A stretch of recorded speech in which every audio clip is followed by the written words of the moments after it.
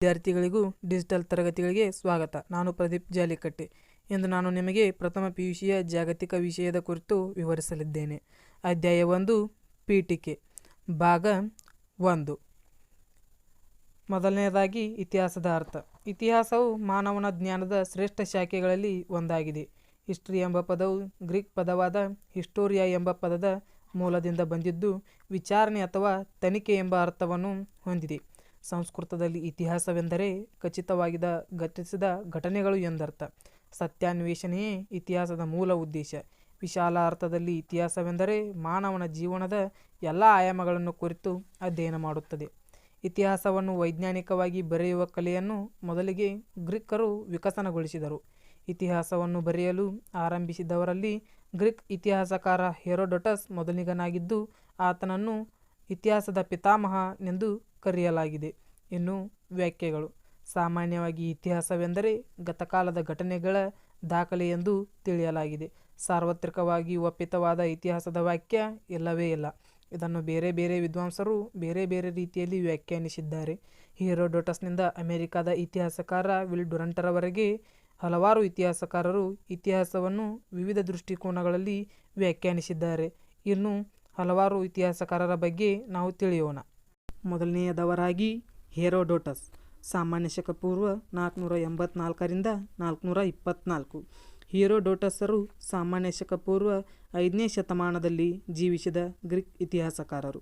ಇವರು ಇತಿಹಾಸ ಮತ್ತು ಮಾನವಶಾಸ್ತ್ರಜ್ಞಕ್ಕೆ ಗಣನೀಯವಾದ ಕೊಡುಗೆಯನ್ನು ಸಲ್ಲಿಸಿದ್ದಾರೆ. ಗ್ರೀಸ್ ಮತ್ತು ಪಶ್ಚಿಮ ಏಷ್ಯಾದಲ್ಲಿ ವ್ಯಾಪಕ ಸಂಚಾರ ಮಾಡಿದ ಹೆರೋಡೋಟಸರು ಗ್ರೀಕ್ ನಗರ ರಾಜ್ಯಗಳ ಬಗ್ಗೆ ಅನೇಕ ಸಂಗತಿಗಳನ್ನು ಸಂಗ್ರಹಿಸಿ ಅವುಗಳನ್ನು 9 ಸಂಪುಟಗಳಲ್ಲಿ ಬರೆದಿದ್ದಾರೆ. ಅವುಗಳಲ್ಲಿ the history of Persian wars, Persian ಕದನಗಳ ಇತಿಹಾಸ ಪ್ರಮುಖವಾಗಿದೆ. ಇದು ಗ್ರೀಕರು ಮತ್ತು ಪರ್ಷಿಯನ್ನರ ನಡುವೆ ನಡೆದ ಕದನಗಳನ್ನು ಕುರಿತಾದದ್ದಾಗಿದೆ. ಇದು ಇತಿಹಾಸದ ಆರಂಭಿಕ ಕೃತಿಯಾಗಿದೆ. ಈತನೇ ಇತಿಹಾಸದ ಅರ್ಥ ಮತ್ತು ವ್ಯಾಪ್ತಿಯನ್ನು ಮೊದಲು ತಿಳಿಸಿದವನಾಗಿದ್ದಾನೆ. ಹೆರೋಡೋಟಸ್ನ ಪ್ರಕಾರ ಮುಂದಿನ ಪೀಳಿಗೆಯು ನೆನಪಿಡಬೇಕಾದ ಮಹಾನ್ ವೀರರ ಅಥವಾ ಮಹತ್ವಪೂರ್ಣವಾದ ಘಟನೆಗಳ ದಾಖಲೆಯೇ ಇತಿಹಾಸ. ಈ ವಾಕ್ಯದಲ್ಲಿ ಹೆರೋಡೋಟಸರು ಭವಿಷ್ಯದ ತಲೆಮಾರುಗಳು ಮಹಾನ್ ವ್ಯಕ್ತಿಗಳ ಸಾಧನೆ ಮತ್ತು ಮಹತ್ವಪೂರ್ಣ ಘಟನೆಗಳಿಂದ ಕಲಿಯಬಹುದಾದ ಪಾಠಗಳ ಮೇಲೆ ತನ್ನ ವಿಚಾರವನ್ನು ಕೇಂದ್ರೀಕರಿಸಿದ್ದಾನೆ. ಇನ್ನು ಎರಡನೆಯದವರಾಗಿ ಸಂತ್ ಅಗಸ್ಟೈನ್. ಸಾಮಾನ್ಯ ಶಕ 354 430. ಅಗಸ್ಟೈನ್ ಒಬ್ಬ ಶ್ರೇಷ್ಠ ಕ್ರಿಶ್ಚಿಯನ್ ಸಂತ ಹಾಗೂ ಚಿಂತಕ. ಈತ ಮಧ್ಯಕಾಲೀನ ಯುಗದ ಚರ್ಚಿನ ಶ್ರೇಷ್ಠ ಇತಿಹಾಸಕಾರ. ಈತನ ದಿ ಸಿಟಿ ಆಫ್ ಗಾಡ್ ಕೃತಿಯು ಪ್ರಪಂಚದ ಪ್ರಸಿದ್ಧ ಕೃತಿಗಳಲ್ಲಿ ಒಂದಾಗಿದೆ. ಅಗಸ್ಟೈನನ ಪ್ರಕಾರ ಇತಿಹಾಸವು ದೇವರು ಮತ್ತು ಸೈತಾನ್ನ ನಡುವಿನ ಸಂಘರ್ಷದ ಕಥೆಯಾಗಿದ್ದು ಅಂತಿಮವಾಗಿ ದೇವರು ಅಂದರೆ ಶಿಷ್ಟ, ಸೈತಾನ್ ಅಂದರೆ ದುಷ್ಟನ ಮೇಲೆ ಸಾಧಿಸುವ ವಿಜಯದಲ್ಲಿ ಪರ್ಯಾವಸನಗೊಳ್ಳುತ್ತದೆ. ಸಂತ್ ಅಗಸ್ಟೈನ್ ಒಬ್ಬ ಚರ್ಚಿನ ಇತಿಹಾಸಕಾರನಾಗಿದ್ದು ತನ್ನ ಬರವಣಿಗೆಯಲ್ಲಿ ಪವಾಡಗಳು ಮತ್ತು ಸಂತರಿಗೆ ಹೆಚ್ಚು ಪ್ರಾಧಾನ್ಯತೆ ನೀಡಿದ್ದಾನೆ. ಇವನು ಮಾನವನ ಇತಿಹಾಸವು ದೇವರಿಂದ ಮಾರ್ಗದರ್ಶಿಸಲ್ಪಡುತ್ತದೆ ಎಂದು ಬಲವಾಗಿ ನಂಬಿದ್ದನು. ಮಧ್ಯಕಾಲೀನ ಯುರೋಪಿನ ಇತಿಹಾಸವು ಅನೇಕ ಶತಮಾನಗಳವರೆಗೆ ಪಾದ್ರಿಗಳ ಏಕಸ್ವಾಮ್ಯದಲ್ಲಿತ್ತು. ಇವರು ಜಾತ್ಯತೀತ ಮತ್ತು ಧಾರ್ಮಿಕ ಇತಿಹಾಸಗಳೆರಡನ್ನೂ ಒಂದು ಸಾಧನವಾಗಿ ಚರ್ಚಿನ ನಂಬಿಕೆಯನ್ನು ಜನಪ್ರಿಯಗೊಳಿಸಲು ಬಳಸಿದರು. ಇನ್ನು ಮೂರನೆಯದವರಾಗಿ ಕಾರ್ಲ್ ಮಾರ್ಕ್ಸ್. 1818 1883. ಕಾರ್ಲ್ ಮಾರ್ಕ್ಸ್ ಒಬ್ಬ ಜರ್ಮನಿನ ತತ್ವಜ್ಞಾನಿ, ಅರ್ಥಶಾಸ್ತ್ರಜ್ಞ, ಸಮಾಜಶಾಸ್ತ್ರಜ್ಞ, ಇತಿಹಾಸಕಾರ, ಪತ್ರಕರ್ತ ಮತ್ತು ಕ್ರಾಂತಿಕಾರಿ ಸಮಾಜವಾದಿ. ಸಮಾಜ ವಿಜ್ಞಾನಗಳು ಮತ್ತು ಸಮಾಜವಾದಿ ಚಳುವಳಿಗಳ ಬೆಳವಣಿಗೆಯಲ್ಲಿ ಇವರ ಚಿಂತನೆಗಳು ಪ್ರಮುಖ ಪಾತ್ರ ವಹಿಸಿವೆ. ಈತನನ್ನು ಇತಿಹಾಸದಲ್ಲಿ ಪ್ರಖ್ಯಾತ ಅರ್ಥಶಾಸ್ತ್ರಜ್ಞನೆಂದು ಪರಿಗಣಿಸಲಾಗಿದೆ. ಈತನು ಇತಿಹಾಸವನ್ನು ಹೊಸ ಆರ್ಥಿಕ ದೃಷ್ಟಿಕೋನದಿಂದ ಅರ್ಥೈಸಿ ವ್ಯಾಖ್ಯಾನಿಸಿದ್ದಾರೆ. ಕಾರ್ಲ್ ಮಾರ್ಕ್ಸ್ ಅವರ ಪ್ರಕಾರ ಇತಿಹಾಸವೆಂದರೆ ಉಳ್ಳವರು ಮತ್ತು ಇಲ್ಲದವರ ನಡುವಿನ ಸಂಘರ್ಷವಾಗಿದೆ.